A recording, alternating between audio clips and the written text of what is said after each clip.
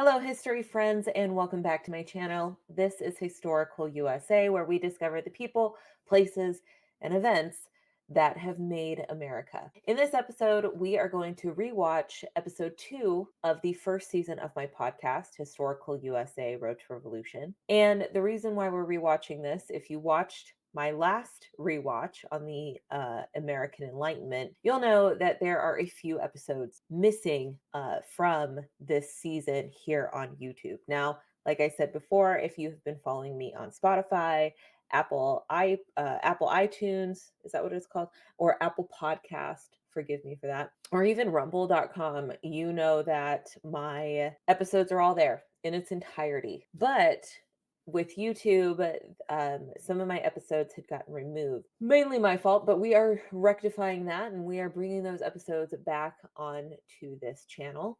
And we are going to rewatch them. As I always say, historians never stop learning. I've learned a thing or two, so I'm going to add some more commentary to some of these older episodes, which I have done about a year and a half to 2 years ago. So I hope you're excited for this one. We are talking about the First Great Awakening, a social movement that a lot of historians kind of ignore when we're talking about the American Revolution. But if you are like me and studied the French Revolution really extensively before getting into American history like I did, I will tell you that, in my humble opinion as a historian, as I have researched both revolutions that really only happen years apart, it is the Great Awakening in North America, particularly in the English colonies, that set up the United States Constitution to endure for over 200 years. I'm going to stick by those words, but let's go ahead and get into this and see how well I did, because I'm rewatching these with you. I haven't watched these in months and months and months. And yeah, let's see. Let's see what kind of commentary I can add to this and give you a little more insight to this movement. Jonathan Edwards said, "Seek not to grow in knowledge chiefly for the sake of applause and to enable you to dispute with others, but seek it for the benefit of your souls." The Enlightenment paved the way for the American Revolution. It showed the American colonists that they have natural rights that cannot be trampled by a tyrannical king. But American independence could never have been possible without the Great Awakening. Here's this horrible intro again. I am really excited to have a new introduction. And I don't know how many episodes I did this full minute intro. So the next season, it's not going to be this long, and definitely new music and a new logo. So we are getting a whole updated version of these. Welcome to the Historical USA podcast. In this first season, we travel the road to revolution and discuss the people, places, and events that caused the American Revolution. Yeah. Please consider subscribing and following this podcast. Also, click the bell so that you will be notified when a new episode is uploaded and when we go live for History Hour every other week. History Hour is something I don't do anymore. So I used to do this. It was a lot of fun. It was great connecting with a lot of friends, but the episodes didn't really go anywhere. And I really realized I was kind of doing it for me, and it was kind of a pain in the ass, to be honest, to get people to commit to doing it. So I kind of have stopped doing that. We discussed philosophers like Thomas Hobbes and John Locke. We also mentioned some of the French philosophes like Voltaire, Rousseau, and Montesquieu. The Enlightenment was a time of social reform. It was a change in ideas and showed the dissatisfied American colonists that they have power. Not a tyrannical parliament and monarchy. But it is not the Enlightenment alone that will cause a change in ideas. The Great Awakening will be a rise in religious revival, theology, and religious tolerance, unifying the American colonies and paving the way for American independence. As I mentioned in the last podcast episode, I emphasized that there were 156 years from the landing at Plymouth Rock to the signing of the Declaration of Independence. Today we celebrate the Pilgrims fleeing religious persecution in England, arriving in the New World, and establishing a settlement where they can practice their religion freely. But 156 years is a long time. It is. And the Puritans were not the only ones to settle in the British colonies. True, the church played a big role in communities throughout the colonies. But after a century, the emphasis on faith and religion had changed. The colonies were becoming wealthy. People were settling here to get a piece of the pie, a plot of land to call their own, and many settled here seeking comfort and wealth. They weren't as concerned with advancing the kingdom of God as their parents or their grandparents were. They were, in a sense, growing more and more spiritually stagnant. The Enlightenment, too, was becoming more popular among the educated class, those that could attend university. As the Enlightenment gained traction and acceptance, so did the rise of deism.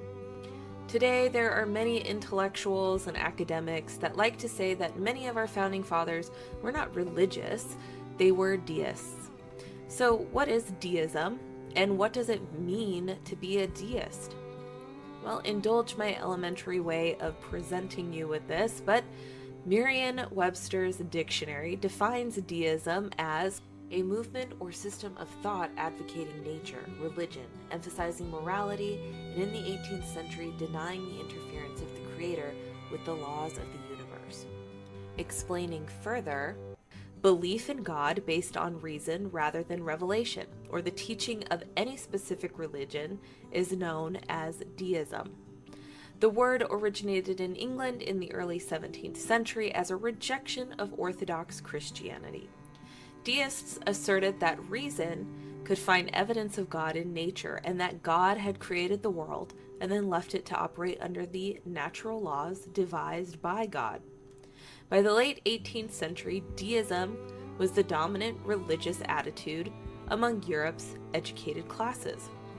It was accepted by many upper-class Americans of the same era, including the first 3 U.S. presidents.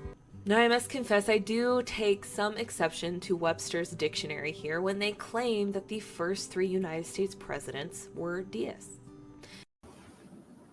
Historians are know-it-alls, okay? And we really want to prove our point. So I actually have no idea where this push to reframe our founding fathers' religious attitude with this philosophy of deism, because, and I know that I'm going to talk about this more, but I really think it is dishonest and intellectually dishonest that the universities are trying to reframe the religious belief of our founding fathers, because I've heard this argument several times and it really has gained traction on, by amateur historians or people trying to prove a point either against religion or Christianity, this notion that many of our founders were deists or even atheists, which could not be further from the truth.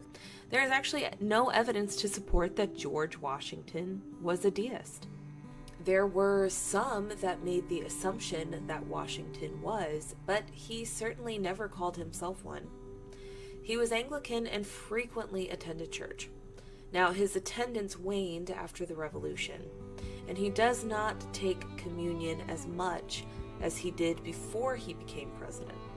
This is mostly because after the war, Americans were no longer subjects of the British Crown, and the Anglican Church could no longer swear allegiance to King George III as head of that church. So instead, they formed the Protestant Episcopal Church of America. George Washington had tremendous faith. Many books have been written about Washington's faith, and the claim that Washington was a deist just does not shake out.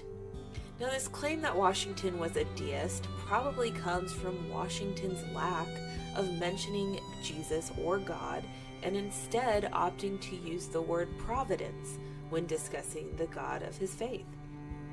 He also liked to use the author of Our Blessed Religion and many different references to God in his writings.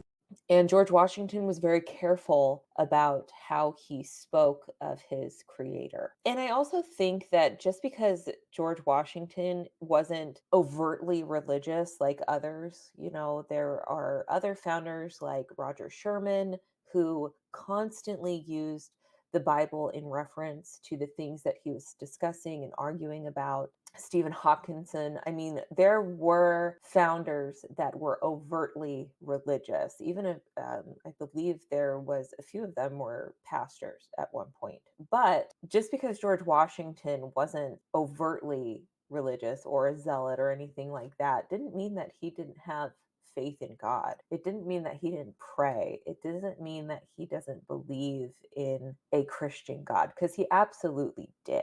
And it still baffles me how some people argue that he was either a deist or, not overtly faithful. And I think a lot of it has to do with the fact, like, the 21st century mindset that we have. Like, how could someone who believed in God and had so much faith in God and was a Christian, how could he own slaves? Like, it's such a conundrum, I think, for our 21st century beliefs and ideas of what human decency is, that someone like George Washington could go to church, could pray to God, and yet still own people and buy and sell people.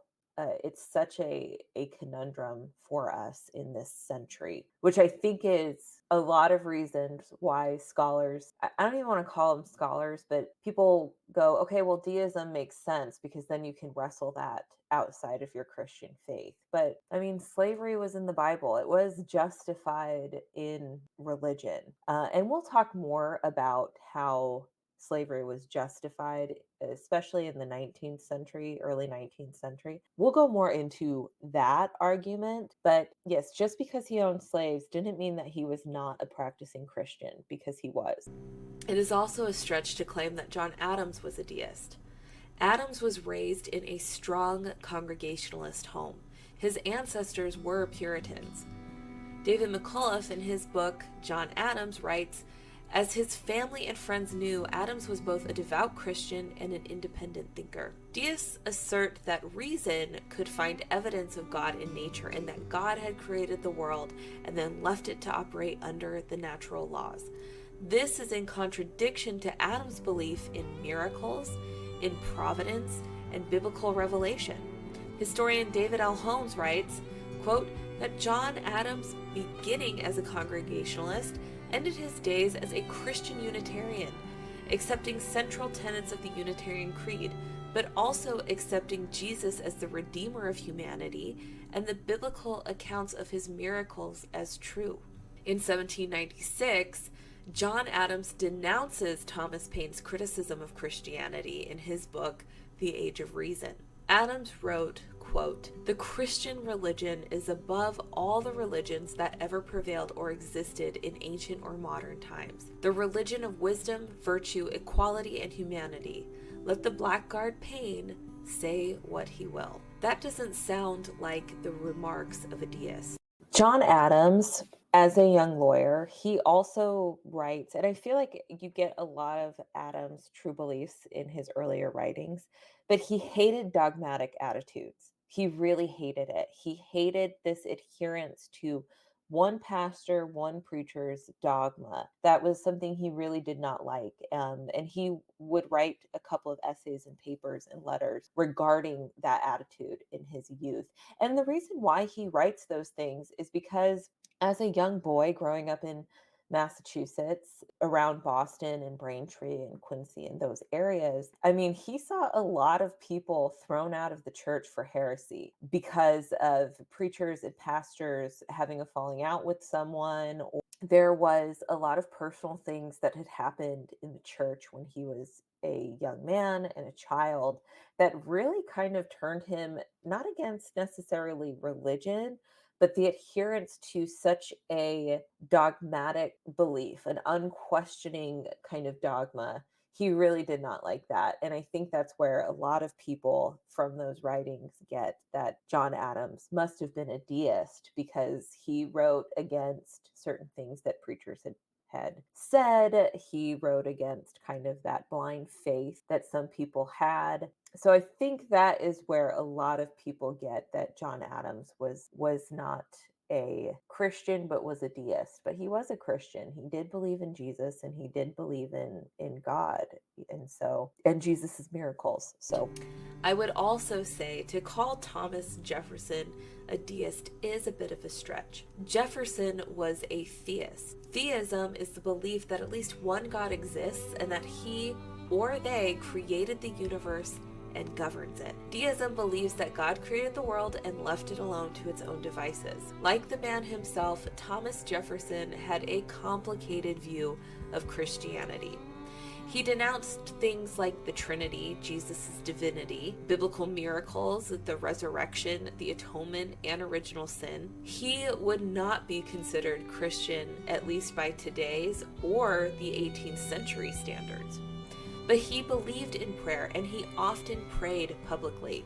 In his second inaugural address, he even includes prayer, saying, quote, "I shall need to the favor of the being in whose hands we are, who led our forefathers as Israel of old from their native land and planted them in a country flowing with all the necessaries and comforts of life, who has covered our infancy with his providence, and our riper years with his wisdom and power, and to whose goodness I ask you to join me in the supplications, that he will so enlighten the minds of our servants, guide our counsels, and prosper their measures, that whatsoever they do shall result in your good, and shall secure to you the peace, friendship, and appropriation of all nations." He denounced atheism and frequently attended churches of many different denominations. I believe that Jefferson's openness to other faiths played a foundational role in establishing religious freedom in America. Now, I am not a theologist, but I think that the rise in progressive historians making this claim that many of the founders were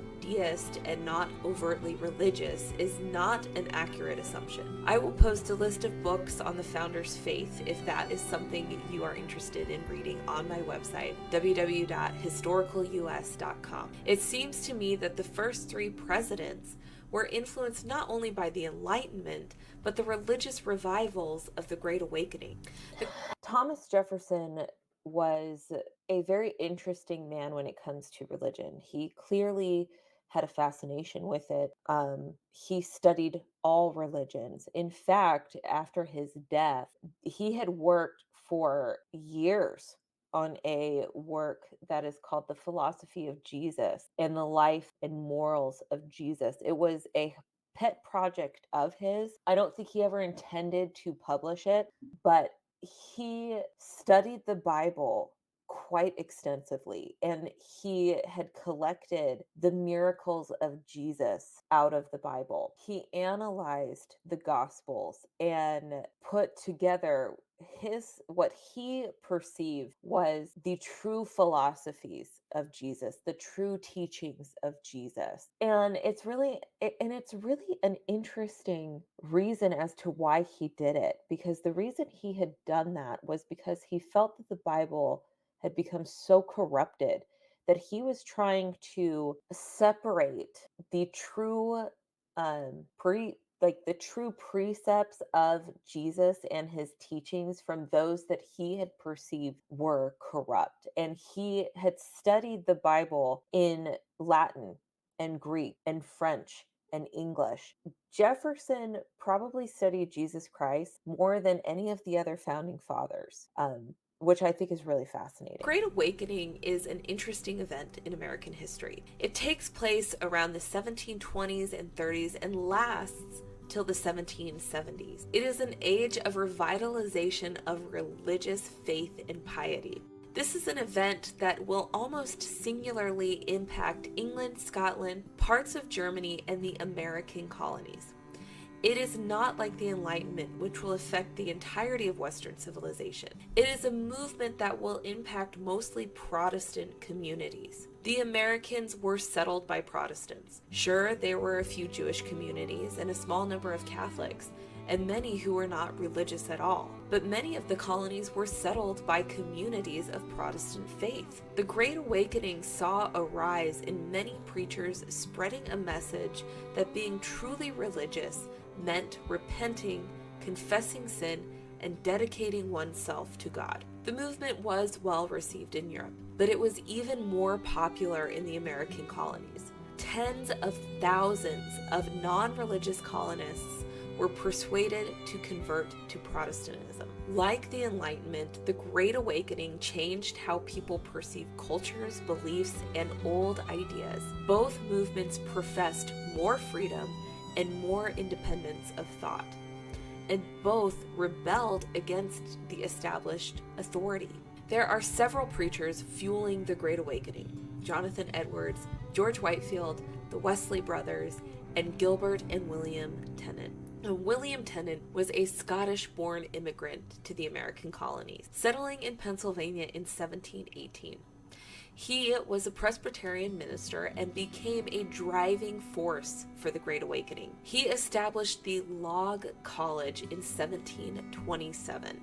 Now, the Log College was the precursor to the College of New Jersey, which would become Princeton University. William Tennent would teach a generation of young pupils that will become some of the most influential revivalist preachers of the Great Awakening. Many of these preachers would go on and teach in schools, leaving an impression on many founders during their formative years. For example, George Reed, John Dickinson, Thomas McKean, Benjamin Rush, and others would greatly be influenced by revivalist preachers. One of these preachers was his own son, Gilbert Tennent. Tennent was an enthusiastic and stirring preacher. His sermons led many to conversion and holy living. Tennent would travel New England holding revivals, and when many conservative preachers were against these fiery revivals, Tennent defended his work. His most popular sermon, On the Danger of an Unconverted Ministry, compared modern anti-revivalist ministers to the biblical Pharisees described in the Gospels, causing a 17-year split in the Colonial Presbyterian Church,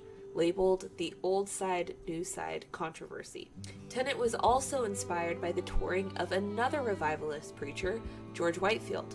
Although ordained in the Church of England, Whitefield later partnered up with other Anglican religious leaders who shared his evangelical views, most notably John and Charles Wesley. Together they led a movement to reform the Church of England, much like the Puritans had done before them, which resulted in the establishment of the Methodist Church late in the 18th century. Whitefield made many trips to the American colonies in the 1740s, traveling up and down the 13 colonies preaching. He became so popular that people would come from miles around to listen to him. It wasn't that the ideas were new. Many had preached Calvinist ideas like Whitefield for centuries, preaching that sinful men and women were totally dependent for salvation on the mercy of a pure, all-powerful God. Whitefield spoke with great passion and emotion, dramatically calling on those who came to see him to repent, thundering out sermons of hellfire and brimstone, weeping dramatically, turning a mundane sermon almost into a theatrical performance. This style of preaching would leave a lasting impression on many founders. Patrick Henry's mother would bring him to some of these revivals, and you can see some of Henry's most fiery speeches emulating the passion and fervor of many revivalist preachers like Whitefield. Henry would impassionately cry, "If this is treason, make the most of it," and "Give me liberty or give me death," inspiring many to join the American cause. Now, Benjamin Franklin, who was a true deist, supported Whitefield. Franklin decided to attend a revival meeting in Philadelphia and was awestruck by Whitefield's ability to speak to such a large crowd, like tens of thousands of people. Franklin admired Whitefield as a fellow intellectual, even though he did not agree with his religious beliefs. Franklin even entered into a partnership with Whitefield. He published several of Whitefield's sermons and journals, and was impressed by Whitefield's ability to preach to many different denominations. Franklin wrote in his memoir, "A wonderful change soon made in the manner of our inhabitants. From being thoughtless or indifferent about religion, it seemed as if all the world were growing religious. so that one could not walk through the town in an evening without hearing psalms sung in different families of every street. Franklin, though not religious himself, strongly believed that religion was important to a free society and did everything he could to advance Whitefield's work and the Great Awakening, writing, quote, "If men are so wicked as we now see them with religion, what would they be without it?"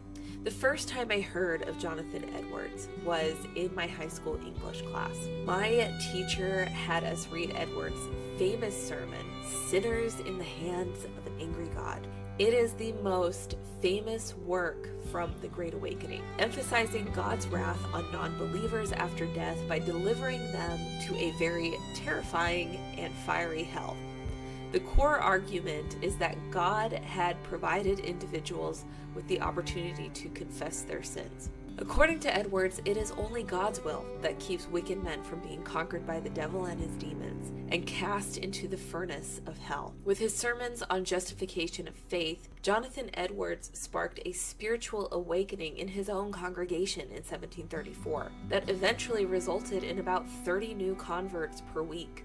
Though the effects of his sermons on his audience could be very emotional, Edwards reached his listeners through reason rather than sermons infused with overt emotion. Edwards would go on to play a significant role as the president of Princeton University. The religious climate in the American colonies was significantly changed because of the Great Awakening. Also, Edwards, he will die from the smallpox inoculation. He will die from that.